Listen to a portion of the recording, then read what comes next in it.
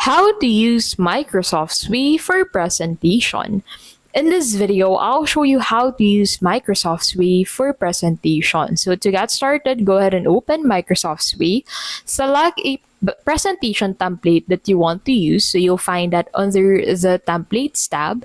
So in here, you can go ahead and swipe right. And then if you want to view a specific template, go ahead and click on that template. And that will redirect you into a page where you can actually view how the template looks like live. So this is how it looks like. So once you're satisfied on how it looks like, you can go ahead and click on the Start Editing This Way button to start editing this presentation template that you have in here. And then once you're on the editing tab, you can go ahead and incorporate the information that you want to display on your presentation.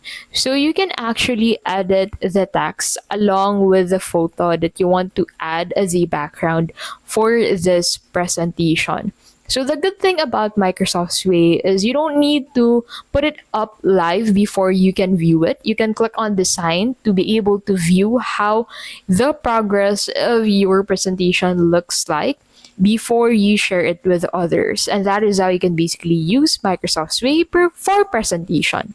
If this video was helpful, please don't forget to give this video a like and subscribe for more videos like this.